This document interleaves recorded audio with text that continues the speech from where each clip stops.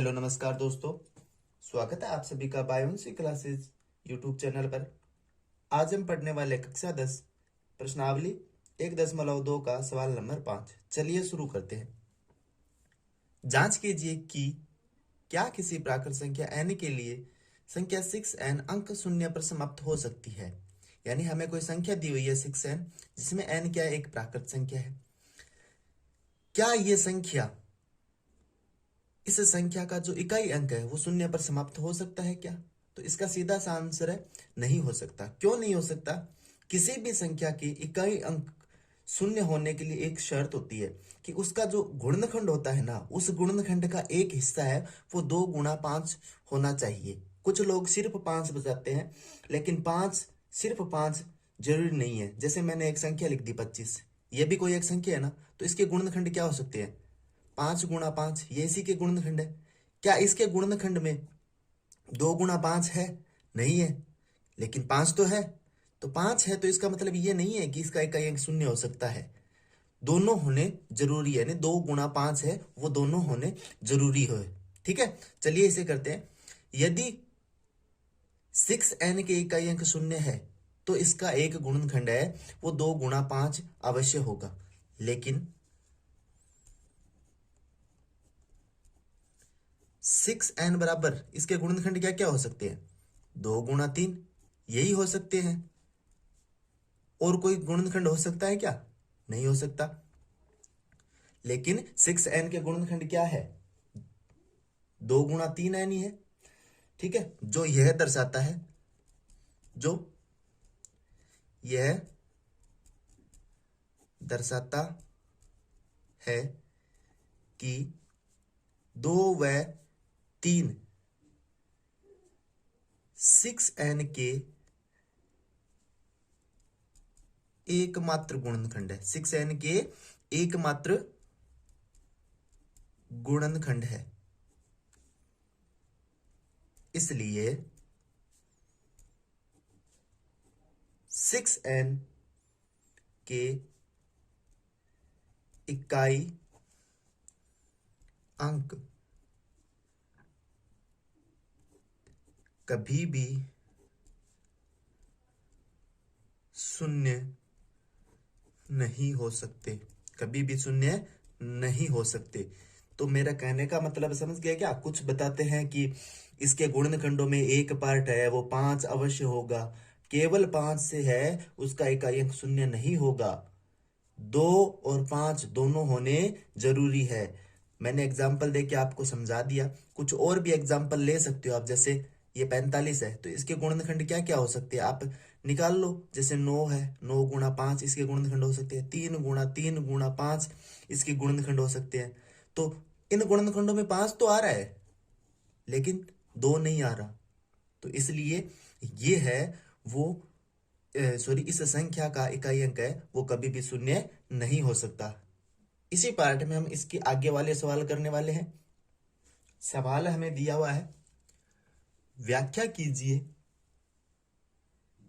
कि 7 गुणा 11 गुणा 13 प्लस और 7 गुणा 6 गुणा 5 गुणा 4 गुणा 3 गुणा 2 गुणा 1 प्लस 5 भाज्य संख्याएं है तो ये क्यों है? इस सवाल को समझने से पहले आप भाज्य संख्या क्या होती है, अभाज्य संख्या क्या होती है, वो थोड़ी सी समझ लीजिए।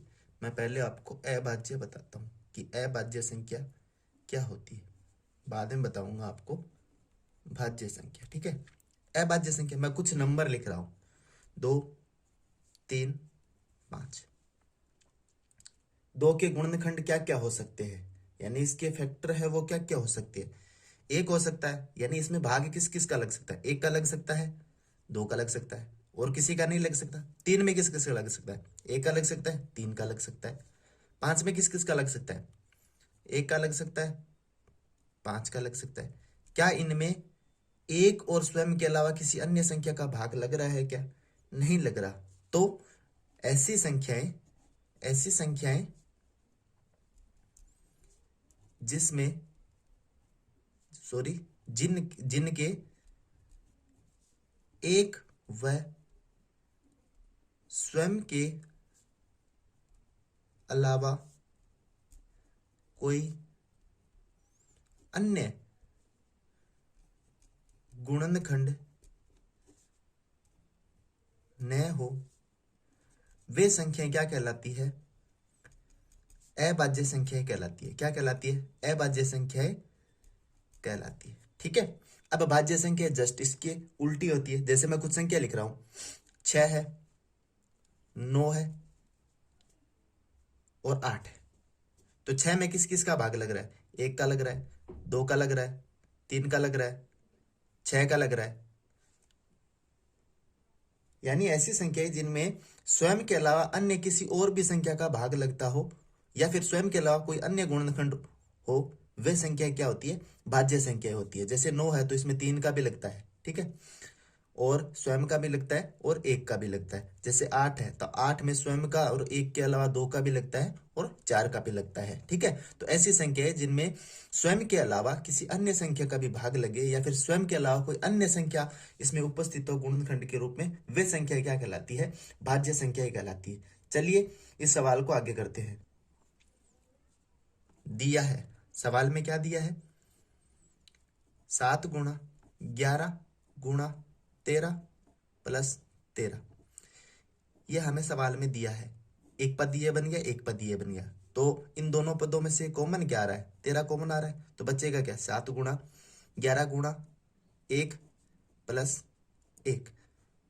तो इस संख्या में से हमने कॉमन क्या निकाल लिया? 13। तो इसका मतलब ये जो संख्या है वो किससे विभाजित होगी? 13 से विभाजित होगी। यानी इसके गुणनखंड है वो 2 से अधिक प्राप्त हो गए हमें। तो इसी प्रकार आगे वाला इसमें पार्ट करना है। कोई संख्या दी हुई है 7 गुणा 6 गुणा 5 गुणा 4 गुणा 3 गुणा 2 गुणा 1 प्लस 5। इसी में 2 पार्ट है। ठीक है। इन पार्ट में कॉमन क्या क्या आ रहा है? 5 5 कॉमन आ रहा है तो मैं इसको बाहर निकाल लेता हूं। बचेगा क्या? 7 गुणा 6 गुणा 1 गुणा 4 गुणा 3 गुणा 2 गुणा 1 प्लस 5। सॉरी, मैंने यहाँ पे 5 लिख दिया था, तो यहाँ पे 1 है। ये हमें प्राप्त होता है। तो यानी जो दी गई संख्या है इसमें एक गुणनखंड क्या है? 5 भी है। यानी इसमें प्राप्त गुणनखंड हमें क्या है? 2 से अधिक है। तो मैं लिख सकता हूं दी गई संख्या के 2 से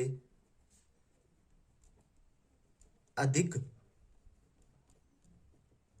गुणनखंड प्राप्त होते हैं। अतः यह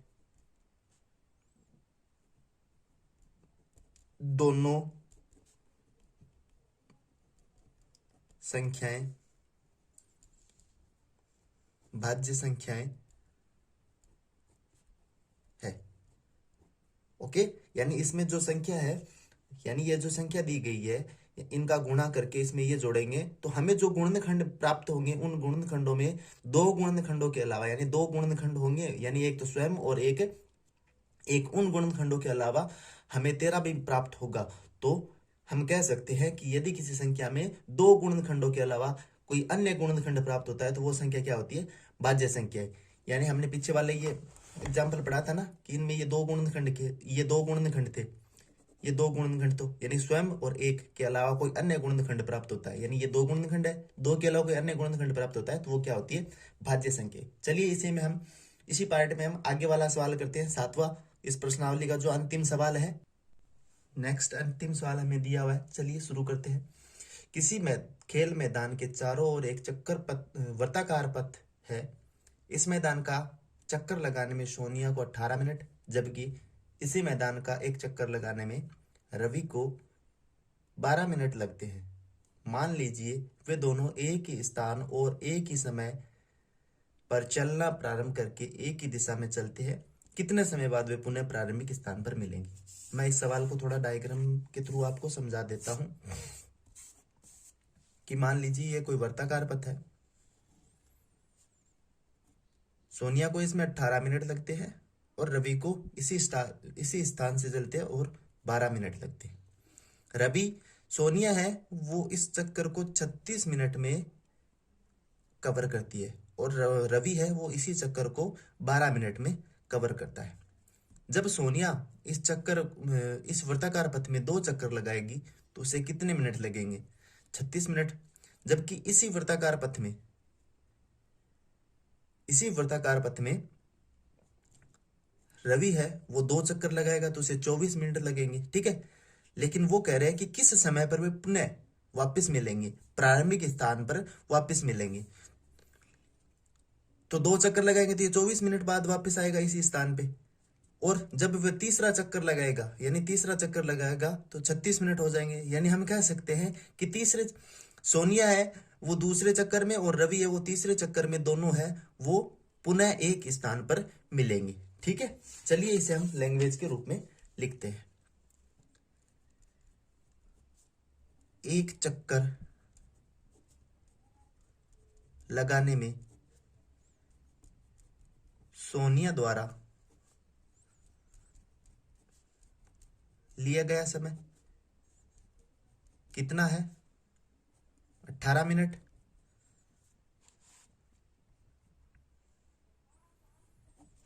और एक चक्कर लगाने में रवि द्वारा लिया गया समय कितना है? 12 मिनट।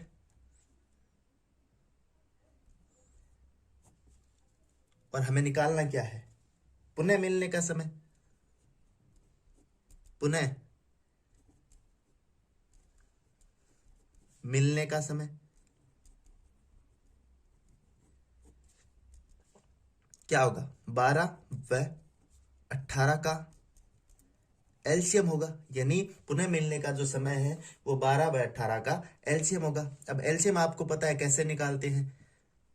2 तरीके होते हैं एलसीएम निकालने की। मैं आपको पहला हमारा पारंपरिक तरीका बता देता हूं, जिसमें आप 2 संख्याओं या फिर 3 संख्याओं के लिए कॉमन सीडी नुमा संरचना बनाते हैं और उसमें फिर 2 के, 3 के, 5 के, 7 के ऐसे विभाजकता के नियम से निकालते हैं।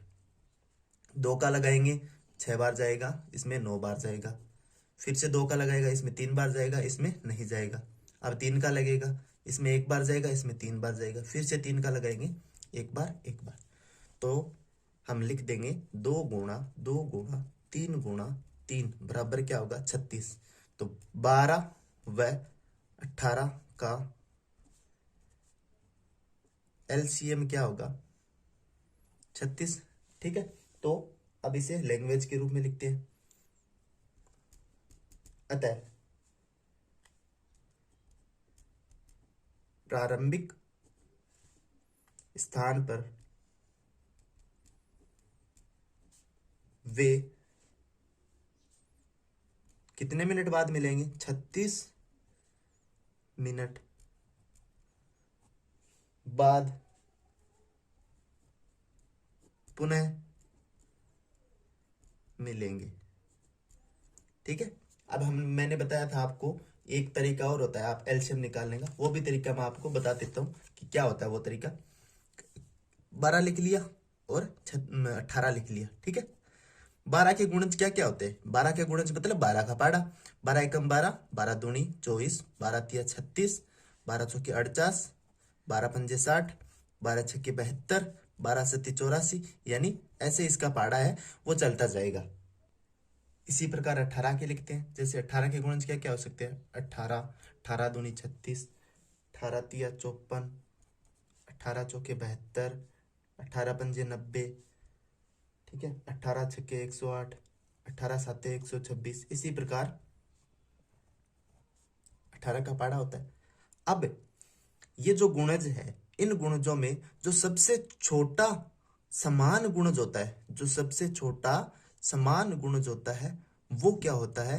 इन दोनों का एलसीएम होता है। इसमें सबसे छोटा समान गुणज 12 तो दोनों में नहीं है, 24 भी नहीं है, तो क्या होगा? 36। 36 दोनों में क्या है? समान है। तो जो 36 है वो क्या होगा? 12 व 18 का एलसीएम होगा। इसी प्रकार आप कोई भी संख्या होती है उसी के आप एलसीएम निकाल सकते हैं बड़ी आसानी से। वीडियो को पूरा देखने के लिए थैंक यू सो मच। अगर वीडियो अच्छा लगे तो एक लाइक कीजिए। अगर कोई समस्या हो तो आप उसमें कमेंट जरूर कीजिए, ठीक है।